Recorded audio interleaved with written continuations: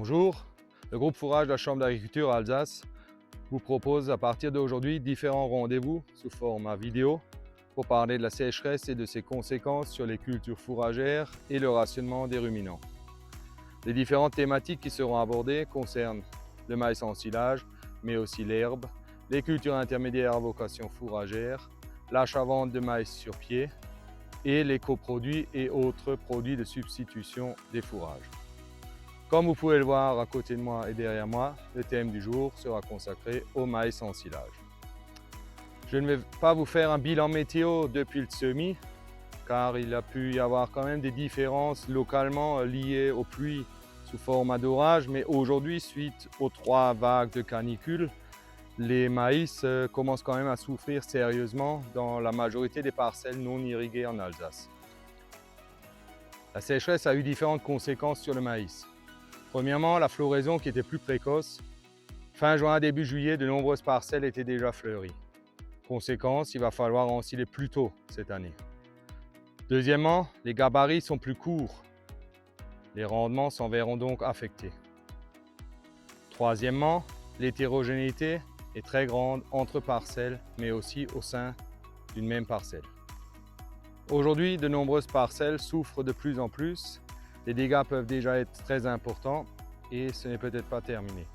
Je vous propose donc de faire un tour des différents cas que l'on peut rencontrer dans nos parcelles. Commençons par les cas désespérés, comme ici, avec des maïs d'environ 1 mètre de haut dont le feuillage est quasiment sec. Sur de telles plantes, le retour de la pluie n'amènera rien. Si vous avez des parcelles entières dans cette situation, nous vous conseillons d'ensiler rapidement avant que les plantes soient complètement grillées.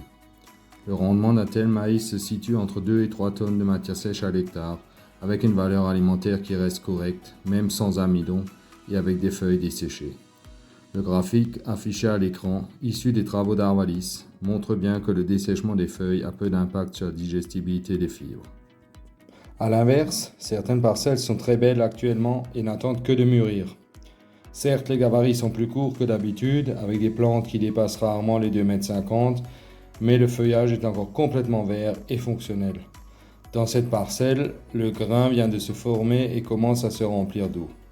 Mais attention, même si rien n'est gagné pour le moment, ce maïs devrait quand même atteindre un bon rendement d'ici 5-6 semaines quand il sera récolté. Entre ces deux situations extrêmes, les situations intermédiaires dominent dans la campagne. Cela peut se traduire, comme vous le voyez à l'écran, par des maïs dont le feuillage s'enroule pour limiter les pertes en eau. Ces maïs ont la capacité de repartir dès le retour de la pluie, car seules quelques feuilles du bas des plantes sont grillées. Bien sûr, le rendement sera impacté et dépendra de la météo des prochains jours. Dans la même lignée, certains maïs commencent à dessécher par le bas, avec parfois également les pointes des feuilles au-dessus de l'épi qui sont grillées. Là aussi, tout n'est pas perdu, il va falloir attendre pour évaluer les dégâts. Dans tous les cas, le nombre de grains présents aujourd'hui n'est pas encore définitif. Les grains peuvent encore avorter jusqu'à une quinzaine de jours après la floraison femelle. Dans les parcelles les plus avancées, les grains sont au stade laiteux blanc à jaunâtre.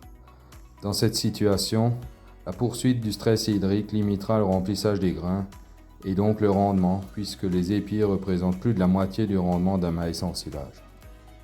Enfin, notre tour des parcelles ne serait pas complet sans parler des maïs dérobés. Là aussi, l'hétérogénéité est très grande, liée au type de sol, à la date de semis, ainsi qu'à la possibilité d'irriguer, comme sur ces dernières images. Les prochains jours seront déterminants pour la suite de la campagne et surtout le nombre de grains. Si la sécheresse perdure, le feuillage des maïs va davantage griller. Si tel est le cas, il faudra se baser sur la grille de décision Arvalis affichée à l'écran pour savoir s'il faut récolter avant qu'il ne soit trop tard. Voilà, je n'ai certainement pas pu parler de l'intégralité des situations qui existent en Alsace, mais j'espère que chacun d'entre vous pourra y voir un peu plus clair. Vous trouverez à la fin de ce flash différents tableaux sur lesquels je me suis appuyé dans la vidéo. Enfin, nous vous donnons rendez-vous très prochainement pour un nouveau flash spécial sécheresse. Surveillez votre boîte mail. À bientôt.